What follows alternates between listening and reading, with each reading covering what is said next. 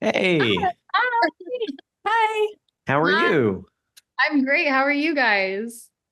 Doing all Wonderful. right. I love your Good. hat. Yeah. Yeah.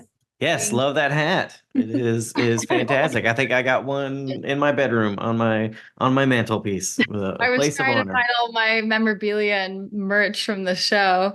Nice.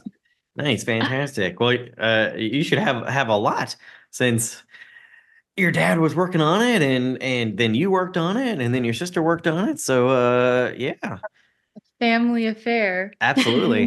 That's the way we like it. No, it's awesome. Teen Wolf was a giant family and it was pretty great. So yeah, great memories. So awesome, awesome. Well, Claire, these are my two co-hosts, Kate and Calissa. Great to Hi. meet you. So wait, oh, I see. Okay, on your okay. Nice to meet you guys. And what's the cat's name? That's Dobby. He is being a little terror right now. So hopefully Dobby, he like will. Harry Potter. Yes, yes. When he showed up in our backyard one day, he was all ears. Just this tiny little kitten with massive ears. And I was like, well, that looks like a Dobby to me. So I snatched him up and was like, you're mine now. That's how this works. So yeah. But we're not here to talk about cats, although that would be amazing. We're here to talk about Teen Wolf. So let's jump in, shall we? Yeah. Fantastic. Well, Claire, thank you for joining us again. Yes. How did you get into acting?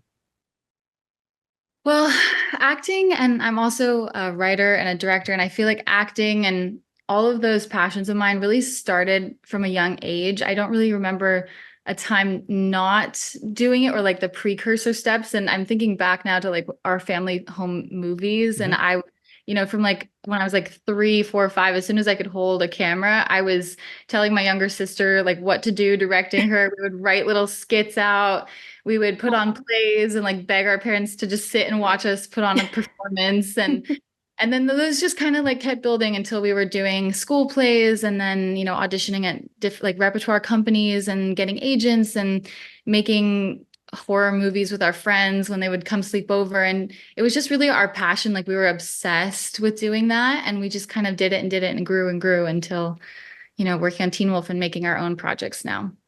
That's awesome. Yeah. That's Yes. fantastic. Cool. We y'all seem to come from a very creative family, so it's wonderful to see that you're just continuing the creative arts. That's Yeah, wonderful.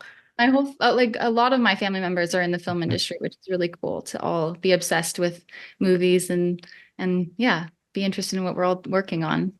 Fantastic.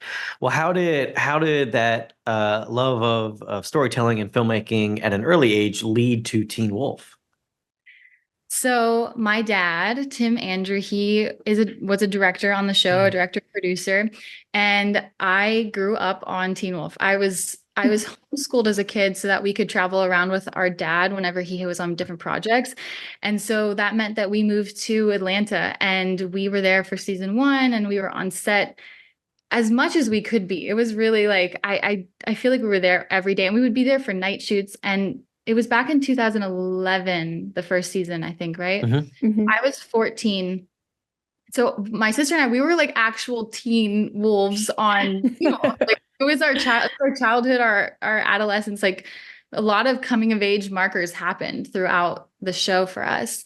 And it just really started off with us shadowing, Mhm. and being obsessed with kind of like just watching everyone's job and like how it takes this whole cast and crew to make it happen, and everyone's job is so important, and we would just watch and ask a million questions and became friends with everyone. And then I remember it was later, like I guess season 4 maybe, or season 3, I had gotten up the courage to ask Jeff if he would consider, if there was ever like a small role, if I could audition for it. And I remember I was standing on the lacrosse field, and he was at a monitor, and I was like, if you like, no, no, like, don't, just whatever. And and like, I think like only a few weeks later, he handed me a script with my name on it, and he was like, you're going to Aw. be in the show.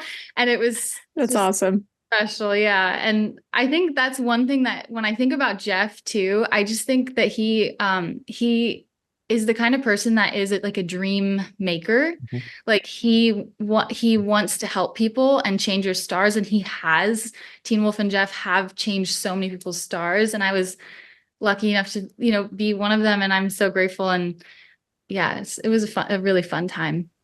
That's awesome. That's wonderful. That's completely true about Jeff. He was very much, instead of bringing in outside people, it's like, who do we have who wants to move up? Like, who Yeah. wants more than what they've got? They've got to prove themselves, but if they do, then they move up. And like, so many people got to direct on the show, or act on the show, or write on the show. And he was really great about that, because he's always like, so this is what you're doing right now. What do you want to do next? Like, what's Yeah. the next thing? And he's like, well, we'll see if we can do something about that. And that was just wonderful. So he was just a great guy when it came to that. So yeah. Yeah, everyone we've interviewed always has such nice things to say about him. And Yeah. you can tell it was truly a wonderful experience. Plus, when we so- first became friends with Will, he was the writer's assistant. And then I almost said he came home. Like, we didn't live together. We just invaded his home all the time. But he came home one day and was like, guess what, you guys, and Yeah. that's the experience that a lot of people had on Teen Wolf, it seems like. Yeah. It was So- pretty wonderful. So you've touched on this, but this is actually a fan question. Your experience on the Teen Wolf set is so unique, with being there for your dad, who was a director, and then getting a chance to play in front of the camera. What was your favorite part of being on the Teen Wolf set as you grew up? Was it getting to watch everyone, or was there anything else? I would say two things really stood out to me, like, what gifts I was given from this show. And one of them, the main one, is what you hear everyone say when they're asked about Teen Wolf, but it's the family that we were all given. And how, at the beginning we were all moved to Atlanta. And so we're all kind of like bonded in that way, when everyone was really young and bright-eyed and excited. And then it was so many years of everyone's lives. They all had so much happen to them, and we all were together. And, I feel like I have such strong family bonds to them all. You could call them up at any moment. They're there for you. And so that was definitely a gift of the show. And you hear everyone who talks about Teen Wolf says that. And, another huge gift was getting to be like a fly on the wall of the whole production, and like seeing every aspect of it. And it was really my film school, because you just don't get that kind of experience until you're like thrown in and you see all of the elements that go into making it happen, and all the passion and the hard work and the late hours and the tears and the freakouts, and then like the solutions and everything. And that was definitely a gift, having that education. That's awesome. Once in a lifetime type of opportunity. That's Yeah. wonderful. You were in 3 episodes of Midnight Texas, including one titled The Monster of the Week is Patriarchy, which I find hilarious. What was the experience on that set like compared to the Teen Wolf set? Somewhat similar, because they were both genre supernatural shows, and they were both on location for the most part. Teen Wolf is on location. And I also had a lot of fun special effects makeup on both of them. And yeah, they were both really great experiences. Teen Wolf obviously was a big chunk of my life. And like, I grew up so much on that show. And Midnight Texas, I was there for a short amount of time, but it was, again, another, like, whenever you go on to shows, it's like you create these little families, and it was fun. It was crazy. I remember I had to get colored contacts, and I don't wear contacts in my normal life. And so my eyes were like very, very resistant to having the contacts put in, to the point where I had to be pinned down, and like my eyes pried open, and like 3 people trying to put contacts in, and the director, who might have been my dad, I can't remember if he was directing the episode, was like, we need to film the scene now, we're super late. And I was like trying so desperately to get those in. But yeah, it was another great experience. It was fun. That's awesome. So I'm picturing it being like Clockwork Orange at this It point. So desperately wanted to like be like, easygoing and not be the reason that, the whole show is being held up. But my body just would not let those contacts go in. They would just yeah, it was really, it was a funny experience. Oh my God. Yet another reason why I'm totally happy with my glasses. I've never had contacts. I've always like heard stories and seen people put them in, and I'm just like, no, thanks. That is not for me today. So, And oh, I Me man. too. think the colored ones for like filming with, I think they're a harder material too. So you can't even do it yourself. They have to be put in professionally with like a Wow. little suction thing. So Oh, I mean, all fun experiences, right? After the crazy. fact. After After the the fact. You're like, oh my Yeah. God, that was so amazing. And then in the moment, you're like, I'm dying. In You're actually really retrospect. good. Yeah. Yes. Mhm. We had actually went to Indiana. We're based in Indiana, and they just had a Comic-Con this past weekend, and we went to a Yeah. panel that Chris Sarandon was at, and he was talking about whenever he was in Fright Night that Mhm. the contacts they gave him, he could only have in it for 20 minutes at a time, or he'd like start to go, like they could do permanent damage. Right. Because they Yeah. were He'd made go of blind. glass, Glass, in yeah. those days when you had really, really detailed contacts. They had to make them from glass and then have an artist minutely paint the details of the contact onto this little glass pane, basically. And that, yeah, Wow. they had to time how long you had the glass contacts on your eyeball, because if it went over 20 minutes, he said basically your eyes would just start turning blood red if Oh you God. didn't remove them. So that definitely sounded like he only thought that was a great experience in retrospect also. Yeah. Yes. It all makes funny stories in the end, but yeah, imagine if that broke in his eye. That's Oh like my a nightmare. That's the nightmare, right? Yeah. That is the literal nightmare. Oh my God. Yeah. You started a production company with your sister Lily, who's also a Teen Wolf alum. How did that come about? Yeah. Like I said, we were always making like short films, and we knew we wanted to make our first feature. And so it was kind of just like the natural progression of like what needed to get done business wise to produce the feature.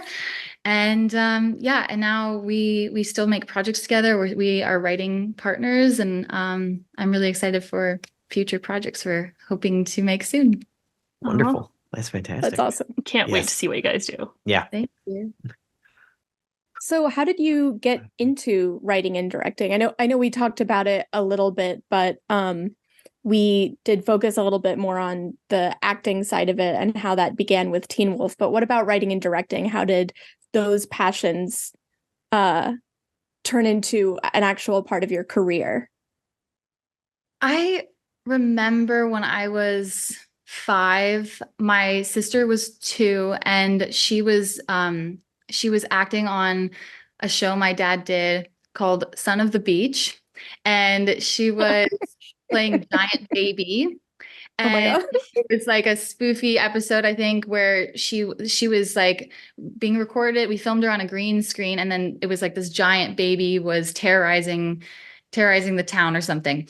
And my sister did not want to listen to my dad director. Like she was like on the green screen stage and like pulling at her clothes and like just being like stubborn. And he was trying to get her to do stuff. And he was like, Claire, can you come up and direct your sister? Because as an older sister, you're the one that can get your sister to do what's needed for the scene. Of course. And I remember I was 5, and I remember really enjoying like getting to see your dad do something and then being given like this huge amount of power. I felt like as a 5-year-old.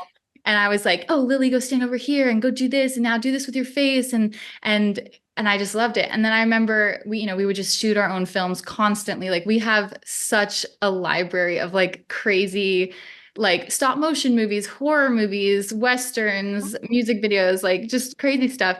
And I remember I was like at 10, I was like, Mom, Dad, like, do you think I can be a director as a 10-year-old? Like, would people actually listen to me? And they were like, yes, you can do anything that you set your mind to. You can do it. And so I just obviously really loved it from a young age and stuck with it. And I still love it. And I just, it's my passion. And every time I get to be on a set, I think being on set is like one of the coolest, best places to be. And just getting to see everyone come together and like work on one vision is just such a cool thing. So yeah, that's kind of how I got started, I guess. Did that answer the question? Yes. Oh yeah. And Yeah. I hope you got credit for that directing gig on Son of the Beach. I need to go back and find it. I should put it in my director's reel. There you go. Yeah. That would actually be amazing. That would be That would really be fun. amazing. I'm gonna have to track down this clip because I'm I not gonna remember when lie. The idea of a 2-year-old being directed by a 5-year-old how to be a giant baby is inherently interesting to me, and I need Oh, to yes. find it. I need to find it So. too. I remember that show being on Comedy Central Yeah. way back when. So this is another fan question. Were there any tidbits of backstory or information about Sydney that you came up with or were told that as viewers we didn't get to see on screen? No, I'm trying to remember. I was trying to think back. I think so. Something that was really fun on set was that when you were sitting around at Video Village, everyone was kind of like throwing around, spitballing ideas and like fan fiction for all the characters. You know, like we had so many Steric fan fiction things that we were like begging Jeff for. And everyone, you know, would be like, oh, what if my character did this? And Jeff would just be like, maybe. And then and I'm sure I had a lot of ideas for Sydney when I was like, you know, shooting it. But I don't know. Will, you were in the writer's room. Did Sydney have a backstory? I do not remember because I'm an old man and it's been a long time. I know, I honestly don't remember. Yeah, so not a great answer there. But I I'm think a lot of sure. people were like, oh, maybe Sydney's the big bad. Maybe she's just like looks really innocent, but she's going to be the big bad this season. That's That been a great actually reveal. would have been fantastic. Yeah. Like a Uh, really stressed out high school student that like sells her soul to the devil to get good grades. mhm. I I'd like watch that. I like that. Where it's like it's some there everyone's just like convinced it's a giant monster or this or that. And then it's just like a stressed teen. That's it. Yeah. That's all it is. She's just like, in my defense, physics was really hard Yeah. and SATs. college is expensive, and this is what's happening. Yeah. I just Yeah. rewatched the episode before this. It was so funny to go back and see it. Yeah, it's a good episode. It's a great sort of single location. Everybody's stuck in this school, and then Mhm. Sydney a couple of times is like, but the test, and there's like Yeah. people Yep. dying around her, and they're like, but we can do it again, right? You know, or whatever. So it's just fun. My She's the dad, Hermione. Yes, is. exactly, my exactly. dad directed this episode, right? If I'm remembering correctly, did he? I believe that's correct. Yes. So that was also really fun about shooting this episode because I remember so it was like I think this was my first acting job on a TV show.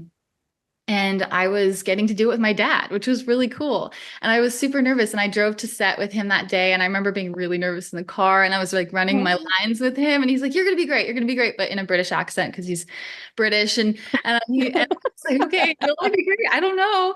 And it was just really like that's such a special thing that Yeah. to do that with your dad, your first show.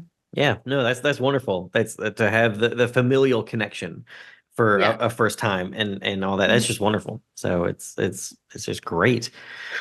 You made your feature directing debut with a film called Max and Me that stars your sister and showcases the work of Teen Wolf veterans like the one and only Melissa Ponzio, your dad, Tim Andrew, Joe Janier, Angela Harvey, and Mary Shabilsky. What was it like working behind the camera with all these folks from Teen Wolf?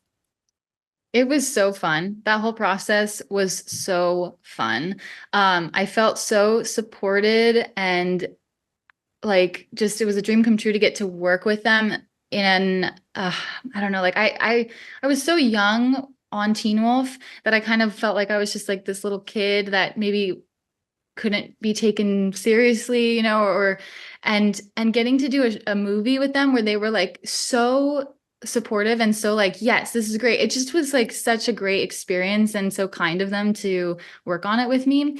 And it felt like a family. Like it did feel like we were kind of like our family got together and was shooting like a home movie in a way because you know, I call Joe Uncle Joe. He's my godfather. And Aw. you know, they were all just amazing. It was really special. And we filmed it on the Teen Wolf stages, which was really so in the movie, the high school is the Beacon Hills High School, and the McCall house is the main family's house, and a bunch of the bedrooms and everything. It was such a surreal, like full circle moment for me to have like grown up on those sets and gotten to literally be educated by all those people. And then, have my project be filmed on those sets and have those people as my support system. And yeah, it was just like wonderful, wonderful experience. That's fantastic. Yeah. Yeah, that's really cool.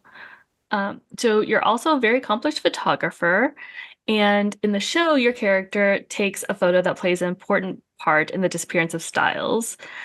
Was that written to the show because of your love of photography? So I don't 100% know. I feel like maybe that they wrote the school photographer and then maybe thought of me. But Will, what do you think happened? Do you remember?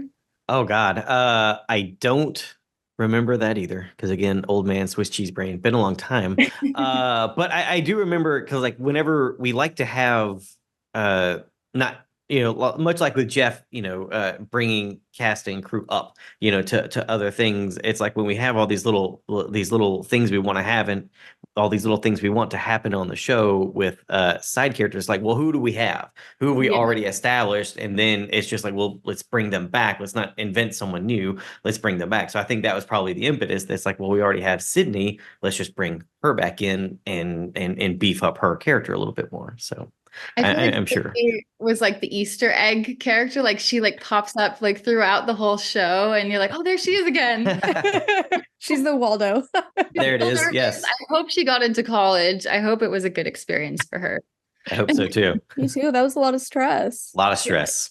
It is really cool how you guys did that though, because I think introducing new characters is fun. You have like a shiny blank slate, but I think when you bring back characters you've already established, it adds to the world building too. It doesn't just add to what we've seen of that character. It makes it feel more and more like a real place populated by real people who don't just disappear into the ether after one event, right? Right.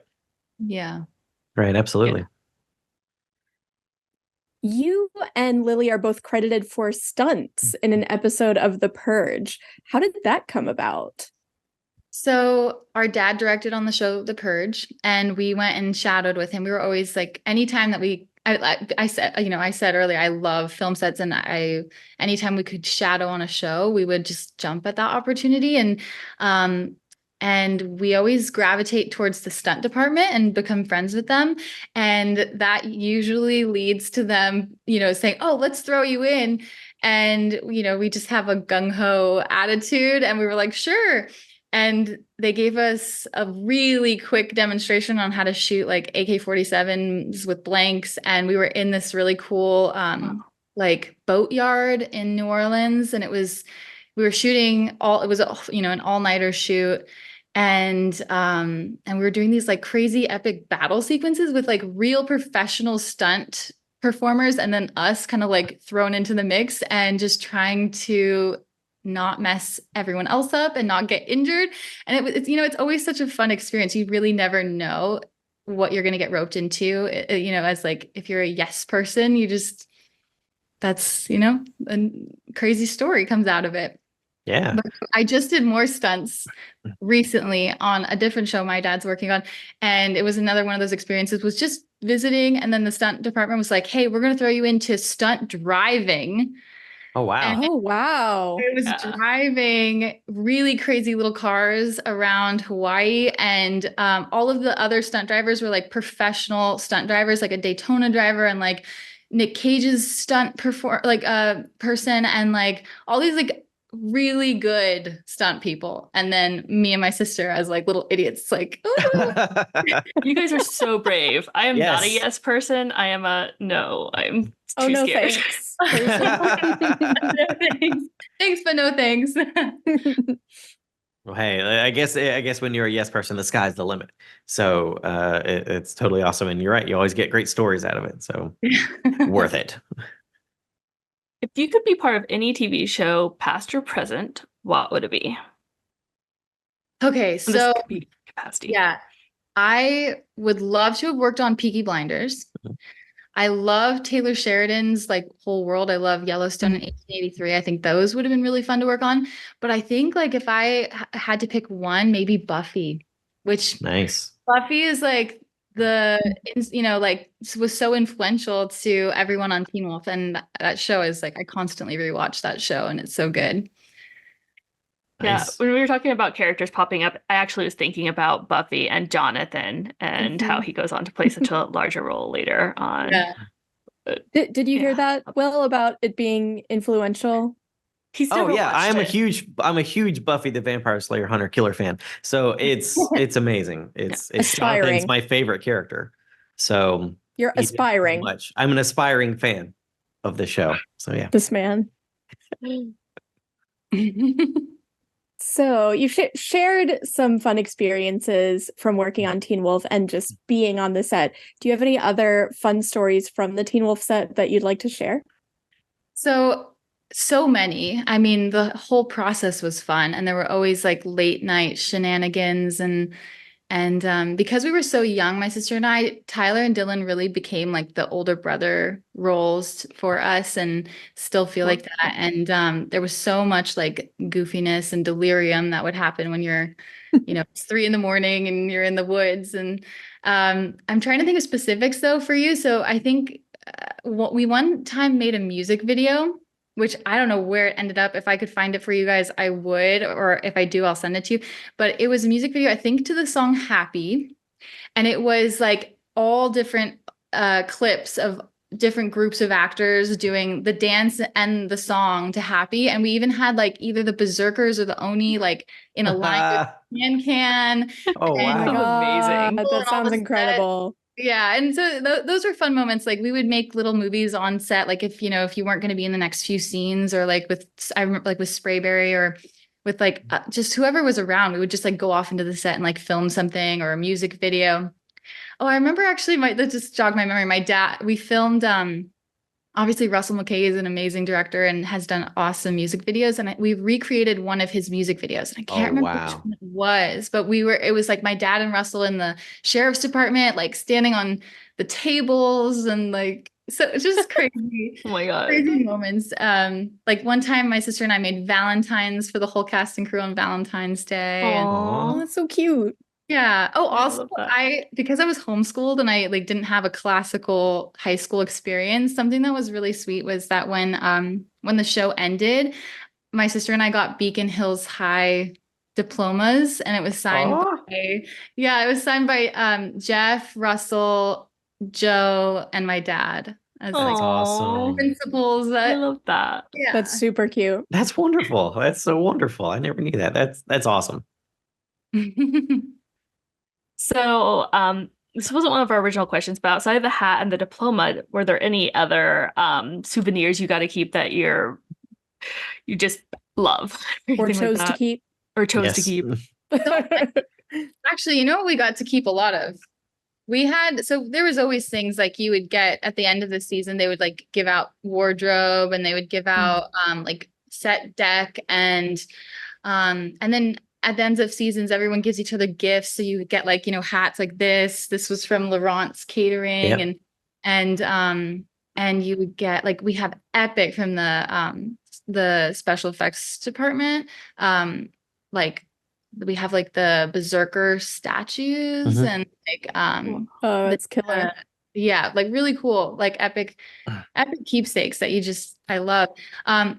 Where was I going with this? Oh, yes. The thing that I loved getting though was the like prosthetic makeup and stuff from like we'd get leftover ears, teeth, fangs, ear That's claws. so cool. And the Chris Gallagher and Eric Foran, they would like give us stuff for films we were making all the time. And I still have tons of it that like it's probably really disgusting. You probably shouldn't keep using it, but I have it. And I used it the other day for a shoot. And so those were always really fun to get from the set.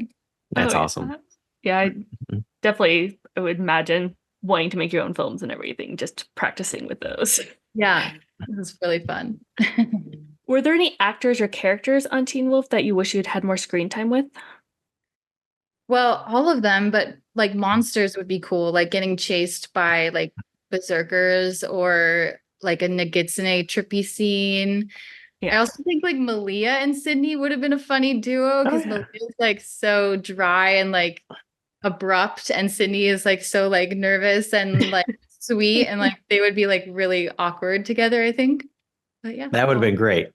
That energy, just like locked in a yeah. room somewhere or in a car or whatever, where that would have Yeah. been fantastic.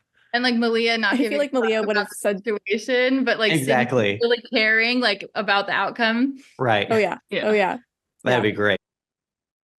Malia is an interesting person. I feel like she would have told Sydney that, like, you remind me of a baby deer that I caught once. Yes. It's like, and you raised it as your own, right? You raised it as your own, right? So yeah. So you made a fantastic short horror film with your sister called House Sitter during the pandemic. Is horror a genre you'd like to keep diving into? Absolutely, yeah. I have written a lot of horror scripts, and I'm in the process of like horror scripts right now, and I think it's such a fun genre. It's something I grew up loving.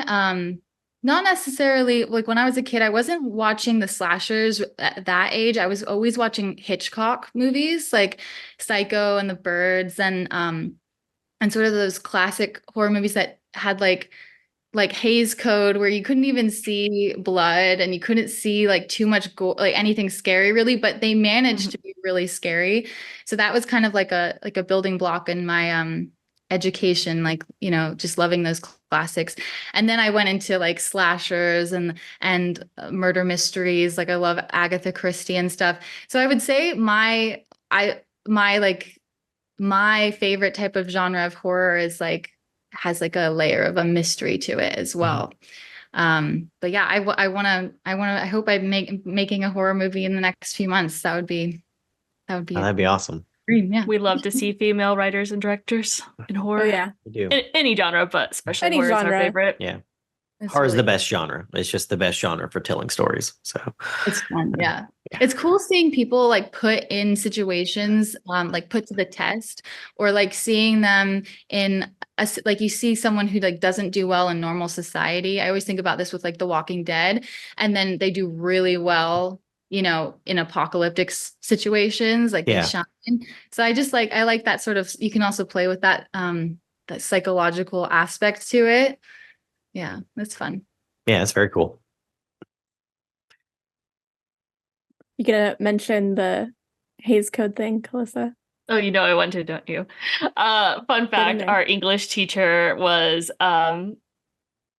William Hayes, the like was it third? I think. Yeah, I he think was it his was third. the grandson of the his guys who grandson, yeah. developed the Hayes Code. And he'd Wow.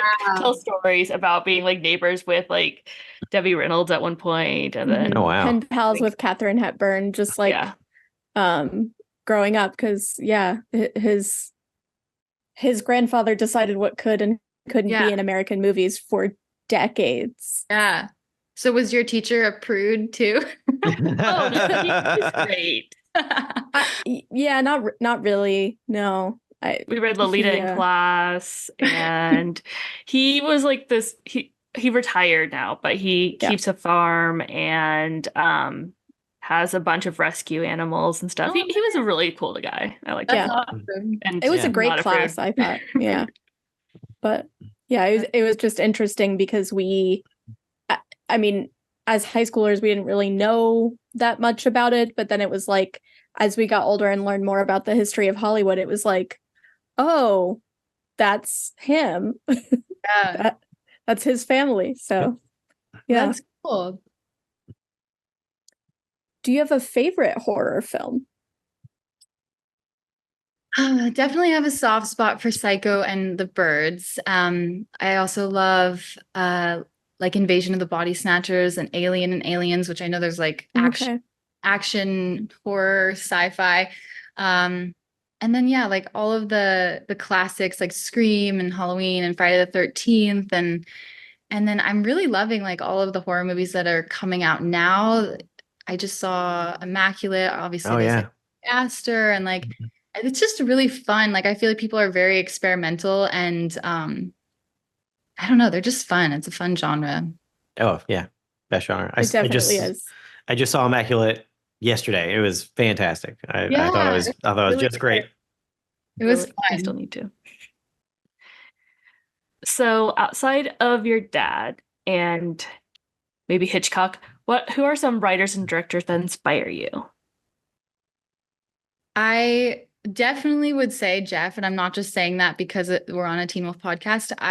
He was really influential for my writing education because my sister and I we would read all the scripts, all the drafts. We were reading what you were writing, Will. And we would read all the versions like white and then like whatever, pink and blue and then goldenrod and double goldenrod. And Teen Wolf was like one of those shows that like had so many drafts, so many changes. And we would read them all. And so we would see where the writers were making changes to the script. And then we would watch it being filmed. And so you would then see like where actors were interpreting things or where the director was changing things or like maybe the writer would be on set and like throw out new like different takes to do.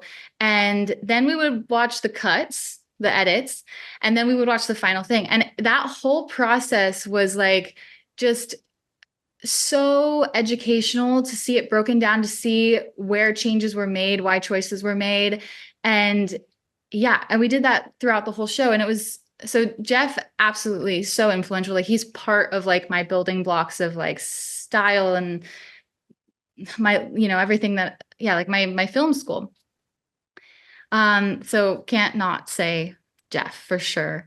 But I also love, like I said, I mentioned Taylor Sheridan. I really love the world that he's created with all of his different shows. Like his career is a really cool career for like that I've seen. And Mike Flanagan has done a similar thing with his horror shows and movies on Netflix. And I think in the film industry, like it's like kind of amazing and super challenging because you don't know, like you see a career that, or, like a job that you want to do, but you don't know like every stepping stone to get there because everyone gets there differently.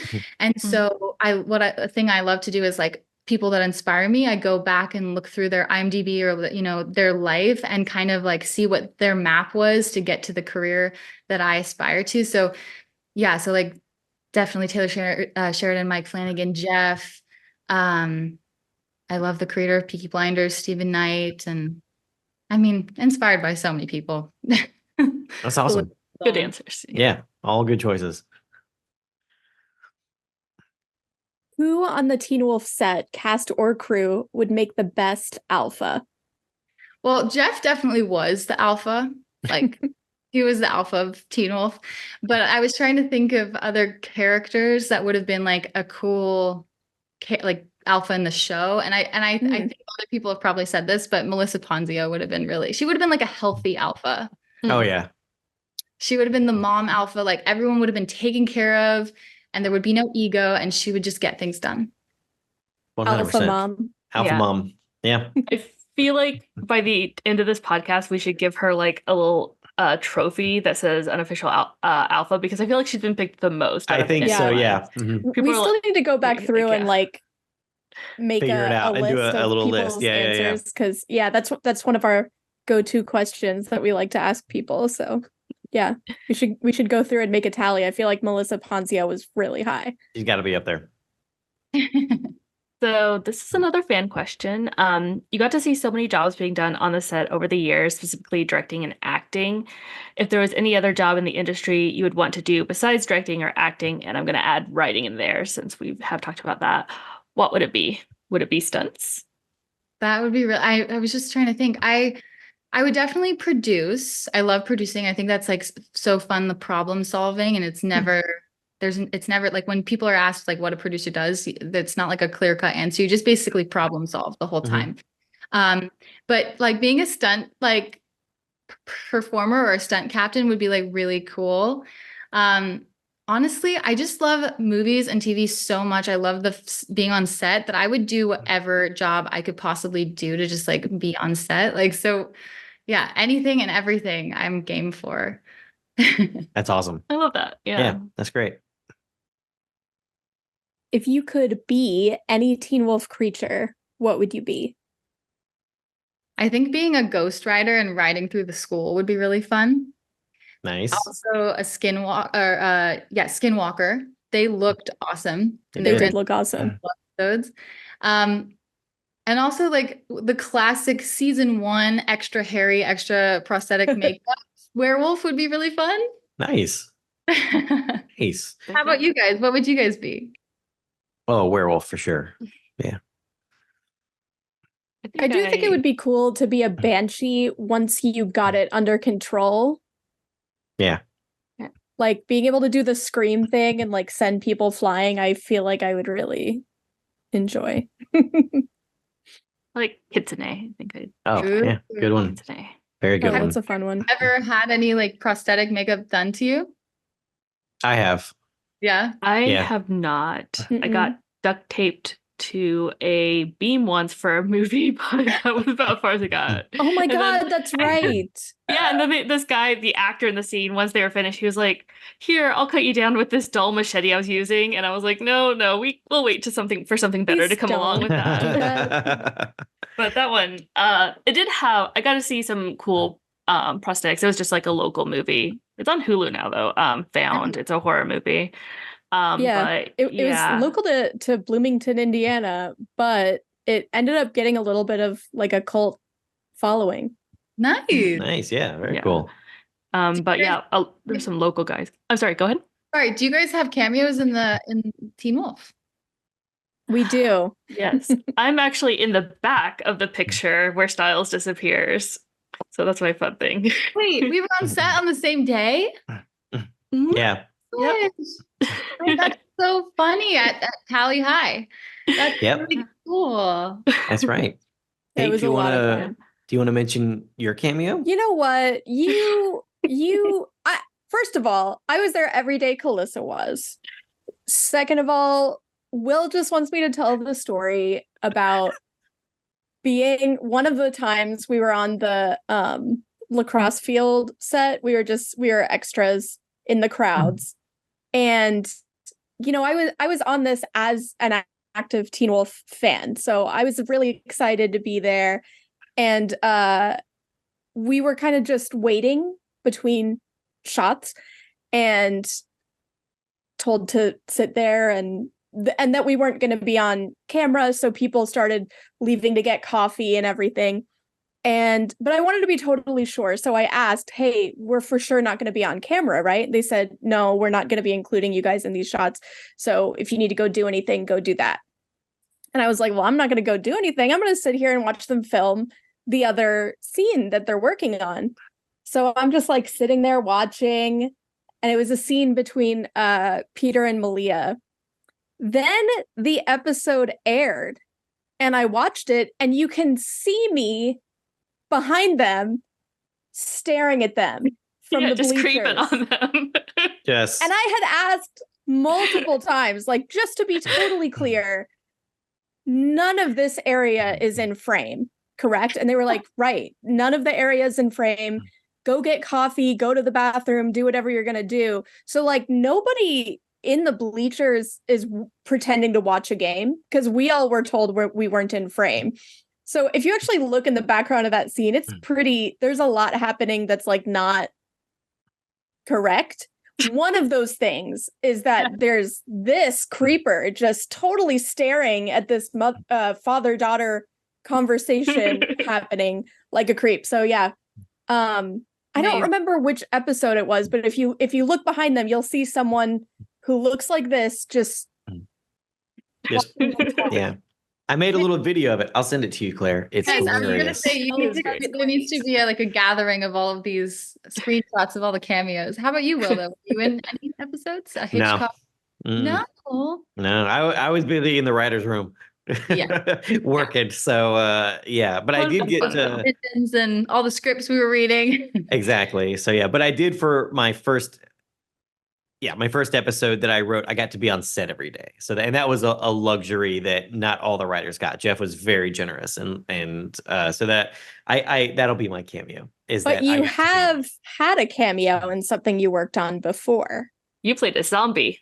I'm a zombie in a very bad horror film called Dead Air. you can see me dragging a body across the screen. It's pretty dope, and by dope I mean awful. Just not good at all. So Who's in that movie again? Corbin Bernsen? Burnson and Naveed Negabon and Patricia Tallman and one of the kids from Big. So yeah, it's That's not good. Don't watch it, Sydney. It's not good at all. Well, but yeah, but surely you're going to send her a clip of you dragging the body because. surely I will.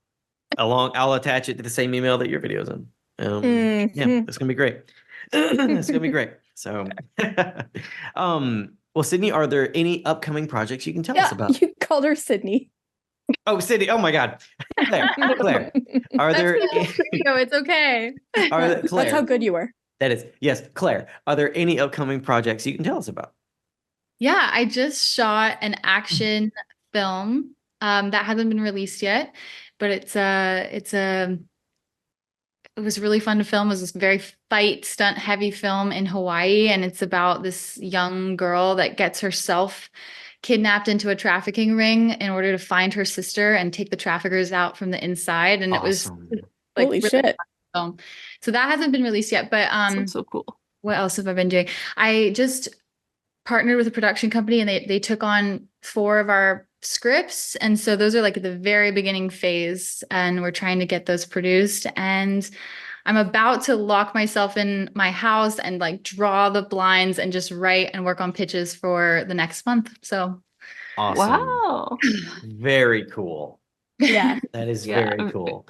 You have to let very us know excited to when see everything comes out so we can make sure to share it on our socials because we 100%. like spreading far and wide when Teen Wolf alum are doing their awesome things. So well, thank please you let guys. us know. Yeah, no, thank you for creating. That's awesome. Yes. Anytime people are creative and putting awesome things into the world is amazing.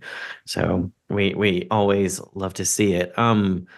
Well, And Claire, I mean, are you like getting a really lovely like response from the podcast? All of the people we that- have a nice little niche of the community Mhm. that's ours.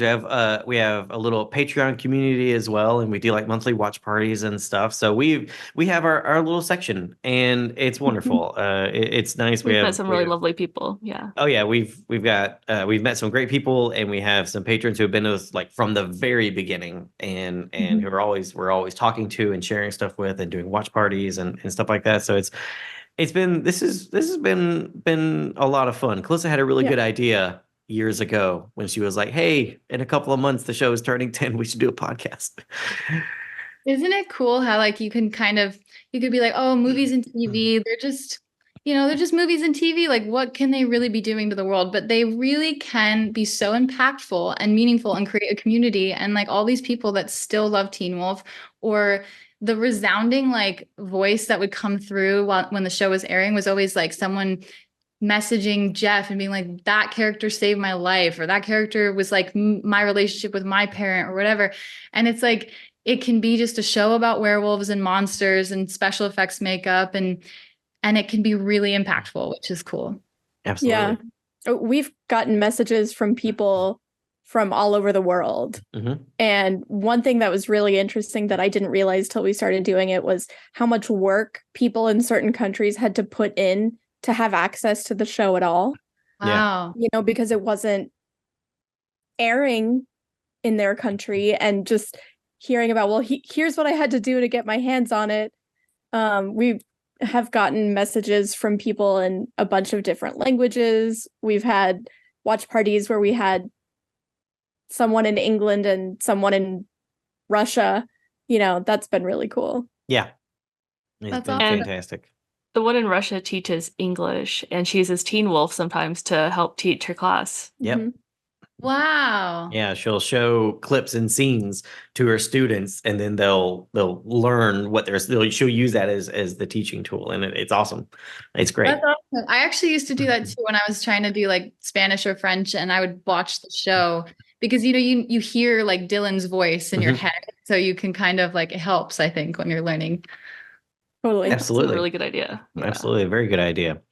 Very good idea. Well, Claire, this has been an absolute dream to have you on the show. Is Yes, wonderful to this was talk so to you. lovely. Thank you so And much. yes, thank you for joining us and being able to hear like your journey from Yes. 2011 when you were 14 to now, and just all the wonderful things that have come from Teen Wolf. And it just continues to prove that all good things come from Teen Wolf. And All roads lead to Teen Wolf. exactly, that's right. always That's all right. back to Beacon Hills. It's And pretty it's true wonderful. though. It is. Teen Wolf changed a lot of stars. No, I'm grateful. Thank you guys. This was really fun going down memory lane. Yes, this has been quite wonderful. Well, thank you again for joining us, and we hope you have a wonderful rest of your day. Okay. Yes. You. Thank you. All right. It's been great meeting you. Bye. It was Bye. wonderful to see you. Bye. See you again. Apparently, I've already taken your photo. Oh, you're right. Exactly. Yes. Yes. True. That very pivotal photo on the show. Calissa's just in the background rocking it. So it's pretty great. So awesome. Well, you have a good day and we'll talk soon. Okay. Thank you. Bye, guys. Bye. Bye.